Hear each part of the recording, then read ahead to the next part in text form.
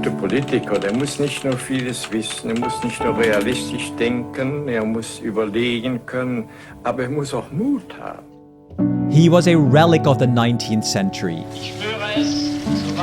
As Germany's first post-war chancellor, he faced an impossible task. Ohne eine Aussöhnung zwischen Deutschland und Frankreich kann Europa nicht geschaffen werden. Konrad Adenauer. Ein Ausnahmeleben in einem politischen Ausnahmezustand. While Germany lay in ruins, he walked into the ashes with a simple conviction. We are working with you for peace and freedom. This is the story of Konrad Adenauer. His vision, forged in the shadow of war and defined by a single, powerful reconciliation, became the bedrock of the European Union. Wir stehen vor der Wahl zwischen Sklaverei und Freiheit. Wir wählen die Freiheit. Welcome to the EU Made Simple series, our European founding fathers and mothers, where we uncover the lives of the boldest minds behind the European Union. And in this episode, we turn to the German Rhineländer, Konrad Adenauer, a survivor, a bridge builder, and the chancellor who believed that Germany's future depended on peace with its neighbors. Cologne, Germany, late 19th century. Konrad Adenauer was born in a city of church towers, river fog, and stubborn Rhineländer pride. Just 5 years before, in 1871, something entirely new had appeared on the map: the German Empire. For centuries before that, Germany wasn't really a country at all, just a messy collection of kingdoms and city-states, a place where local loyalties mattered much more than national ones. When the new empire was created, all these states were pulled together under one roof, but Prussia was by far the biggest and most powerful. So the new German Reich ran very much under Prussian leadership. And Adenauer grew up in the Prussian Rhine province, in a Germany that was newly unified, still divided, and still figuring out what kind of country it wanted to be. Adenauer studied law, economics, and politics, slowly working his way into Cologne's public life. After a few years in the legal world, he joined the Catholic Zentrum Party and stepped into politics, first as a city deputy, and by 1909 as Cologne's first deputy mayor. It's the real beginning of his political life. He handles the unglamorous but essential stuff. Elections, taxes, the city's finances. The kind of work that nobody notices unless it stops working. And then World War I began. And suddenly Adenauer is in charge of something much more urgent: feeding an entire city under blockade. So he gets creative. He invented a war bread, heavy on corn, to stretch Germany's limited supplies, and patented it in 1915. Da konnte man Sojamehl beimischen, anderer Mehl, nicht wahr? Und dann schmeckte das Ganze sehr gut. You can still buy its modern version in Cologne today. In 1917, at just 41, Adenauer becomes mayor of Cologne, a powerful job he will hold for the next 16 years. But only a year later, the German monarchy collapses and the country slips into turmoil. In the Rhineland, separatist ideas begin to spread. Some people want to break away entirely and form an independent Rhinish republic. Adenauer isn't on board with that. He doesn't want a fully separate state, but he does want to break Prussia's dominance over Germany. So in February 1919, he brought together the Rhinish mayors and politicians to discuss a different path. Not independence, but a West German republic with the German nation. A Germany with a reduced, less dominant Prussia. But it never happens. Prussia survives, and the West German Republic, he imagined, won't become reality until Germany's next defeat, 25 years later. In 1921, alongside his job as mayor of Cologne, Adenauer took on a second role: president of the Prussian State Council. This council is the upper chamber of Prussia's parliament, representing regions like his own Rhine province. And it gave Adenauer real influence, not just in Cologne, but across the entire state of Prussia. And because of that, he became one of the Weimar Republic's most powerful politicians. People even started calling him the King of the Rhineland, and he was repeatedly discussed as the strongest candidate for the highest office, Reich Chancellor. But everything changed when the Nazis took power in 1933. The Nazis moved super fast. Und ich habe dann erklärt, die Hakenkreuzfahnen müssen wieder runtergenommen werden. Mir hat man das in Berlin sehr übel genommen, dass ich gewagt hatte, gegen Hitler diese Stellung in aller Öffentlichkeit einzunehmen. Adenauer refused to cooperate with the new regime, and within days he lost everything. They stripped him of both his positions, froze his bank accounts, and accused him of misconduct, a classic Nazi tactic to criminalize anyone who stood in the way. He withdrew into private life, but danger followed him. He faced several close calls and 2 arrests. The first came during the Night of the Long Knives in 1934, when Hitler wiped out the leadership of the SA, the Nazi party's own parliamentary force, in a brutal purge disguised as a coup plot. Adenauer was caught up in the crackdown and held for 2 days. The second arrest came almost 10 years later. This time, it was by the Gestapo, the Nazi secret police. They falsely linked Adenauer to the failed Operation Valkyrie plot in 1944 to assassinate Hitler. During his interrogation, one officer reportedly told him, "Please, do not commit suicide. You would cause me a great deal of trouble by doing so." Adenauer, baffled, asked why you would even consider to do that. And the officer answered, "Well, you're 68 now, and your life is over anyway." How wrong he was. In 1945, the war was over, and so was Germany. The country had surrendered and was carved into 4 occupational zones, controlled by the United States, Britain, France, and the Soviet Union. But with the collapse of the Nazi regime, the political landscape opened overnight, and Adenauer moved super fast. He emerged from private life and immediately threw himself back into Cologne's politics. The Allied authorities, looking for an experienced anti-Nazi figure, reinstated him as mayor. It didn't last long though. He clashed with the British military government and was dismissed again. But the important thing was, Adenauer was back, and the people were listening. In 1945 and 1946, he helped bring together the different Christian, conservative, and centrist groups that were forming across the Western zones in Germany. And what Germany needed, he argued, was a broad Christian democratic movement that rejected both Nazism and the old authoritarian nationalism. And that movement became the CDU, the Christian Democratic Union, the same party later led by Angela Merkel and today by Friedrich Merz. And Adenauer quickly became its dominant voice, especially in the British zone, where the party grew strongest. As the Cold War began and tensions with the Soviet Union rose, Adenauer positioned himself as the leader who would anchor West Germany firmly to the West. He was strong pro-democracy, anti-communist, and deeply pro-European, which made him one of the key German voices the Allies listened to. In 1948, the Six Power Conference in London decided the future shape of West Germany.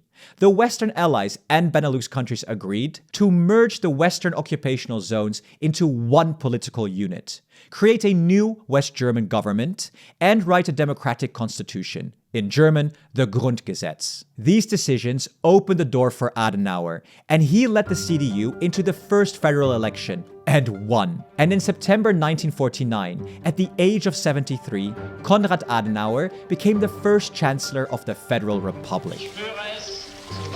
Konrad Adenauer had 2 monumental goals. First, to bring West Germany back into the democratic world, and second, to build a more united Europe. And for Adenauer, this European unity wasn't just a side project, it was an absolute priority. In fact, it mattered more to him than the immediate quick reunification with the rest of Germany. And Adenauer wasn't new to this idea. As early as 1946, he was already publicly speaking about creating a European federation, or even a United States of Europe.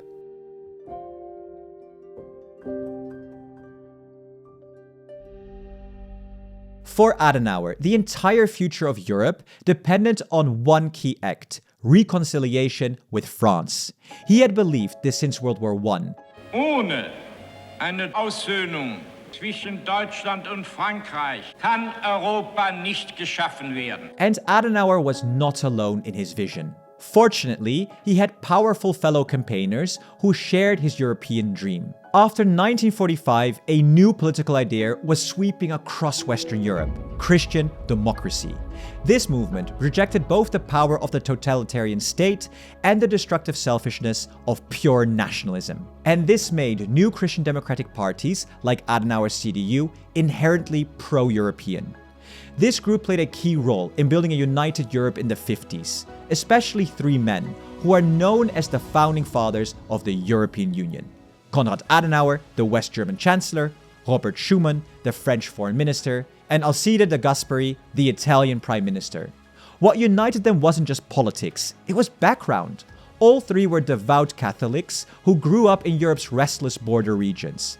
Adenauer was from the German West, Schuman was from the French-German borderlands, and de Gasperi was from a region that had only recently moved from Austrian to Italian control.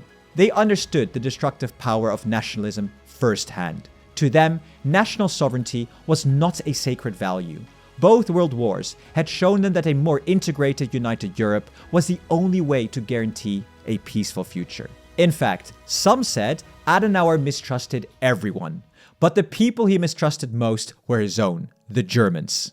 So in 1950, he gratefully accepted a revolutionary suggestion from Robert Schuman to create a community for coal and steel. The logic was super simple. If France and Germany managed their raw materials of war, coal and steel, together, war between them would become materially impossible. Wenn es uns gelingt, eine Organisation zu schaffen, die den Franzosen gestattet, alles das zu sehen, was auf dem Gebiete der Fabrikation von Stahl, der Förderung von Kohle in Deutschland vor sich geht. Und wenn umgekehrt die Deutschen sehen, was in Frankreich vor sich geht, dann ist diese gegenseitige Kontrolle das beste Mittel, um eine Politik zu treiben, die sich auf Vertrauen gründet. For Adenauer and West Germany, the Schuman Plan was the first truly lasting foundation of the European Federation he always imagined. And 1 year after the ECSC was founded, Adenauer and his partners, the Benelux countries Italy, France, and West Germany, were ready to take an even bolder step. They welcomed the French idea for a European Defense Community, or EDC, which proposed creating an integrated European army. This plan was brilliant, because it solved a huge problem: the question of German rearmament. West Germany desperately needed to contribute to its own defense against the Soviet threat. But nobody, especially France, wanted a new German national army. The EDC solved this by saying, no German army, only a European army. The EDC perfectly matched Adenauer's foreign policy. In his view, there can be no European community without a common European defense. He campaigned fiercely for the treaty in 1952, arguing that it was a choice between two futures. He dramatically warned his opponents. Anyone who rejects Europe is the gravedigger of the German people.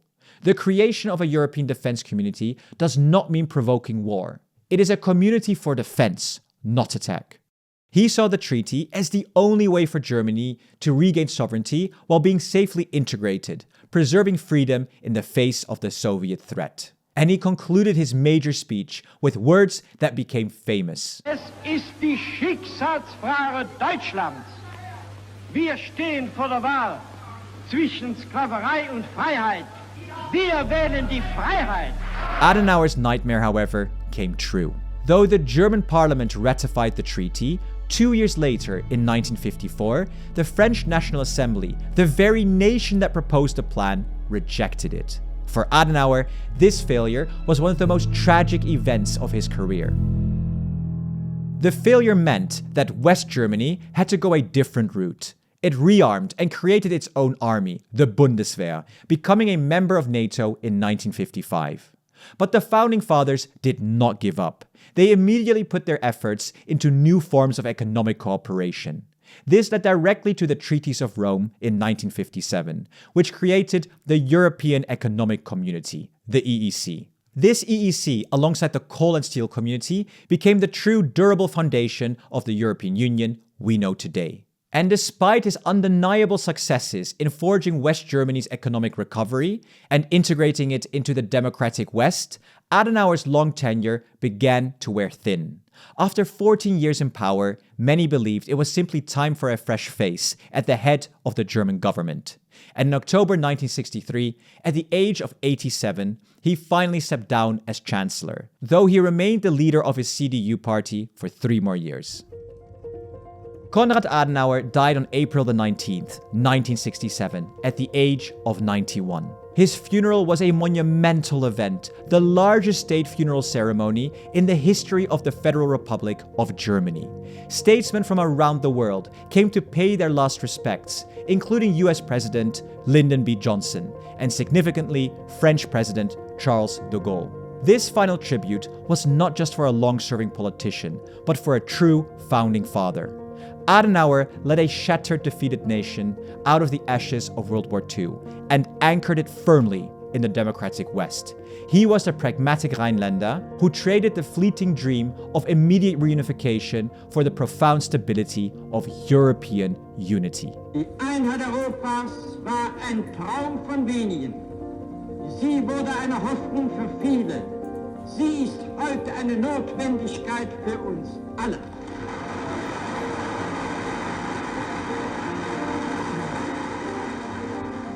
This video was sponsored by the Union of European Federalists, a pan-European organization founded in 1946 to promote a democratic and united Europe.